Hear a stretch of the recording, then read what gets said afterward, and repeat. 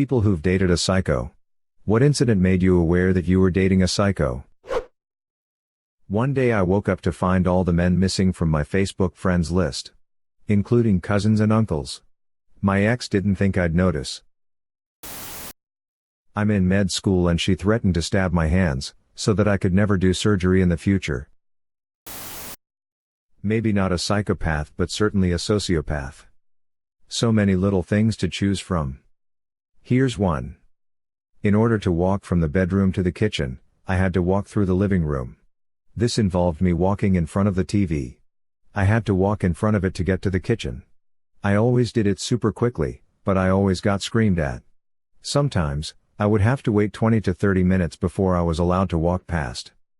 One day, while my husband was out, he's my ex-husband now, I decided to rotate the entire living room. I put the TV on a different wall and moved the couch so it faced the TV. Basically, the living room was exactly the same, just rotated 90 degrees. The living room was a square, so it functionally made no difference, except now when I walked from the bedroom to the kitchen, I didn't have to walk between the couch and the TV. When my husband got home, he saw the living room, said nothing about it. We ate dinner and he watched TV as usual. Then we went to bed. The next morning, he refused to get out of bed or talk to me. He refused to leave the house, go to class, go watch TV, anything. He would not say one word. I kept trying to get him to tell me what was wrong and he wouldn't. For 3 solid days, he only got out of bed to grab food or use the restroom. He would not talk to me, would not make eye contact, or acknowledge my presence. I was panicking, thinking he was having some sort of episode. It might seem obvious now, but I had no clue what I had done wrong. At the end of 3 days, he said he felt like I had adequately been punished, for rearranging the living room without asking. He even told me to keep it that way. It made more sense, and he liked it better like that. He still had to punish me for what I did though. He'd get out his guns and, with the safety on, point them at me and go, bang. And when I'd jump, he'd laugh and say, "That'd be funny if the safety was off, wouldn't it? Wouldn't it?" And then the next day, he'd gaslight me and tell me he didn't do anything of the sort the night before. He was the king of gaslighting. It got to the point where I was seriously doubting my own sanity, because he would deny everything. Woke up one morning and she told me that she kept having dreams where I was dead. Then said the kicker. And, I wake up happy. Engagement over shortly after that. My friend found a psycho. Met her at the bar and ended up taking her home. She decided it should be more than just an one-night stand, and suggested a date the following weekend. He obliges. Their first date was meeting her parents, where she told them how they were going to spend the rest of their lives together, where they were going to buy a house, the names of their 2 children, etc., etc. He dated her for about a month and after they broke up, she started stalking his friends, not him. His friends. She'd somehow find out where we would be and threaten us with lawsuits for ruining her life. I was dating a girl that demanded I call every day. She would hit me for sitting wrong.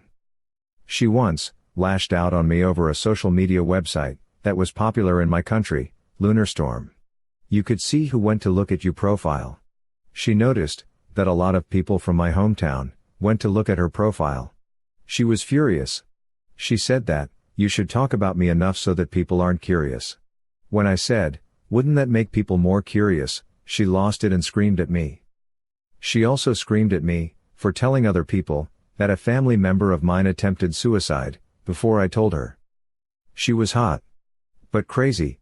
I broke up with her and for years later, she would send me emails telling me I ruined her life. I met her on a train a couple of years later. She was with her new boyfriend. He looked like a whipped dog. Went out to eat at Buffalo Wild Wings one night with a few friends, and I told her about this. See a couple of her friends come in and sit at a table near us, and they never ordered anything. They just drank water and sat there, occasionally glancing at us. After we're done eating, we walk outside and sure enough, I see my girlfriend's, ex now for obvious reasons, car in the parking lot. Her driver's seat was leaned all the way back, and I could just barely see that she was in the driver's seat trying to hide. So I'm already kinda weirded out at this point, So me and my friends leave, and as soon as we back out, sure enough her car starts and backs out as well. She began to follow us through the parking lot. At this point, I'm texting her asking her what's going on, but she kept saying she was with her mom hanging out. Needless to say, I ended things shortly after that. Convinced my entire friend group that I'm a sociopath, and got addicted to cocaine right after breaking up with me. Also became a dealer, and tried to get one of my friends addicted to crack/cocaine for a bit of money. She also found out an autistic guy was in love with her, so she started flirting with him for his money, and now he can't pay for college. I was married to one, he said. He was going to the woods to shoot himself. I called police, told them I thought he was having a military PTSD event.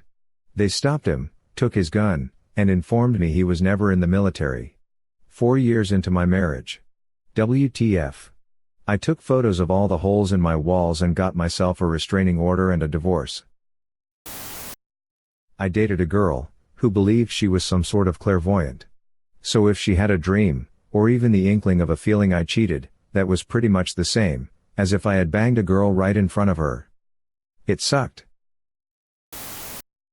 The time she overdosed on her medication, and spent 3 days in a coma, because she thought it was a safer alternative to being killed and eaten by me, a time traveler.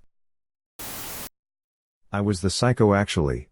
In the sense that I had a literal manic psychosis, and I was my poor ex's first serious relationship. Bipolar disorder at full blast is not pretty. I really hope I didn't scar her too much. We're still friends to this day, but I know I have a big disclaimer to announce if I get serious with someone again. I'm male and she hit me on a regular basis. Love makes you not see the bad sides, and just shrug stuff off. I finally saw that I needed to get out, when I was crying one day on the floor. Darn, I've come a long way since then. My ex once memorized my Facebook password, and then logged in, going through my old messages, until he found one, where I had picked up an older conversation with one of my male coworkers. He then proceeded to pretend to be me, and hit on this guy, eventually taking it so far as to plan a time and place for us to bang. Then he texted me, asking what these messages were about, and why I was cheating on him. I was so confused initially, I didn't realize it was him who had hacked me. I just pleaded my innocence and begged his forgiveness, because I had no idea where the messages were coming from. Eventually he told me that he was the one coercing my coworker for sex, and that somehow because my coworker agreed, that clearly meant we had banged before.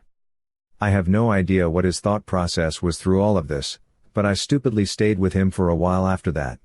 And it did permanently wreck the friendship I had with my coworker. Wanted me to text him my work schedule, and then would call me on the work phone, and wait in the parking lot for me to come out of work. Wanted to know how much was in each paycheck. One time I texted him my work schedule, and he misread it and freaked out nonstop for 6 hours, searching for me, called my whole family and was about to alert the police. It was his own fault he misread what I had texted him. I broke up with him in public, because he would not believe it, when I broke up with him in private. It was finally to the point where random people who were nearby were like, "You just got dumped." When he told me, had been dating this guy a while and, I thought, things were going really well. I'll never forget the day, because he took me to see Aladdin. We get back to my place and everything's normal. We're conversing and suddenly, he gets this weird look in his eyes. He says, "I can't see you anymore. I'm afraid I might hurt you." I'm thinking hurt, like cheat on me, you know, psychologically. I kind of laughed and told him not to worry, I was a grown-up and whatever happened, we could try and work it out. His voice changed and he looked even worse and said, "You don't understand. I've been having these dreams where I hurt you. I mean really hurt you." Then he jumped off the couch and ran out the front door. Never saw him again. Never tried to call him, cause it really shook me up. I guess I should be glad it stopped there. He just seemed so normal up to that point. It was a normal Sunday evening. My ex-husband had been without a job for going on a few years now. He was well aware of the fact that I had to approve several dozen employees' time cards before Monday, so I could submit payroll. I did this every Sunday evening for 3 years, and the process takes about an hour and a half. Another thing that was common was, that he was an alcoholic with a very bad temper. Apparently, this evening he had some severe issues with me completing my employees' time card approvals, after I had spent an hour cooking him and my son dinner. So I'm sitting there on the floor of my living room, because I couldn't afford a couch, because I was effing dirt poor. As I'm eating dinner and working, all I hear is him yelling at me, to put down work and pay attention to him. Before I could say, "I'm almost done, just a few more moments," he comes up to me with a full plate of food, takes a huge bite of tilapia, chews it up nice and good, then spits it out all over my face, keyboard and all. I was in complete and total shock. I couldn't effing believe the man that I was married to would spit food in my face and all over my work. I just sat there in awe of it all. I am so glad that piece of crap is out of my life. I was really young and innocent at the time. It kinda started out of nowhere, but it stuck with me forever, and definitely had an effect on my mental state. It started with him posting all of my information online. He put my full name, my address, and a bunch of other info out there for people to find. That was already pretty bad. Then, he started sending me pictures and videos of him self-harming and overdosing. He'd send videos of him swallowing entire bottles of pills. And that was when I knew, I needed to get away from him. When I noticed an injured bird on the ground, he walked over, picked it up and threw it against a wall. I walked away and never spoke to him again. Laying in bed one night, after a fight, most likely over something trivial, my girlfriend fell out of the bed. Maybe she rolled out, but it seemed like a fall. She then stood up, and started running into walls. Bloodied herself up real good, and I couldn't get her to stop. Downstairs neighbor heard the commotion and called the police. Police show up and see her sitting on the couch all bloody. Police become very interested in me. I try to explain to them, she is running herself into the walls. They do not believe me, who in their right mind would? Fortunately for me, she stands up and runs across the room, right into a wall, practically knocking herself out. Police provide me an escort to the hospital, still don't trust me I suspect. After the hospital staff take her into the back by herself, to ask her if I was hurting her, I'm sure, they allow me in the back room. While waiting, she gets out of bed and grabs a bunch of gauze from the cabinet and starts wiping the floor with it. I ask her what she was doing, and she tells me, that she is cleaning the floor so the fish can see out of it. During her 2 month stay on the top floor of the hospital, I continued to visit her. I had a seizure, and when I came out of it, he was standing above me, yelling at me to, "Stop being a effing retard, you stupid bee," and, "This is effing embarrassing."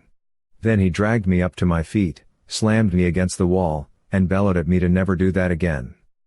Yes, I noped right the hell out, and that was the first indication he ever gave me, that he was capable of something like that. He invited a bunch of people over, to hang out by his fire pit one evening, so I could meet his friends. I managed to hit it off with a few of his guy friends, same taste in movies, etc. No flirting whatsoever. As the last person was leaving, he and I were standing in the backyard by the gate. He grabbed me by the belt loop and pulled me towards him. I thought he wanted a hug. He didn't. Turns out, he was unhappy that I hit it off with his friends, because now they might steal me from him. What? But this was all my fault, again. What? He had a large stick, he had pulled from the fire, maybe about an inch diameter, in his hand. He wasn't pulling me close. He was pulling my pants away, so he could brand me, with the still red-hot stick I hadn't noticed, in a place no one would see. I still have the scar, but I don't have him. When in the shower, he casually mentioned he had 2 kids, dating for a month, was 14 years older than me, not 5, and his kid's mom had a restraining order on him.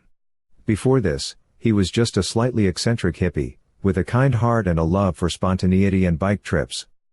He ended up pouring patchouli oil all over my door, it's a love oil, leaving cursed voodoo eggs on my porch, and sabotaged my bike, so when I went down a steep hill, the brakes fell off and the bike crumbled. He had just returned it. Didn't really understand how unhealthy she was, until after our breakup. She proceeded to key insults into the side of my car about a week later, because she assumed I had already started seeing other women. She tracked down every single person I know on Facebook, including family members and the CEO of my company, to send them a fairly unflattering and risque picture. The picture also came with a page-long story of how I couldn't be trusted, as I'd beat her, raped her, stolen money from her, etc. Had to get a restraining order and take her to court over trying to sabotage my life/career. It was super messed up, and I genuinely hope she got some help. Thankfully, I haven't heard from her in almost 4 years, and I now live on the opposite side of the country.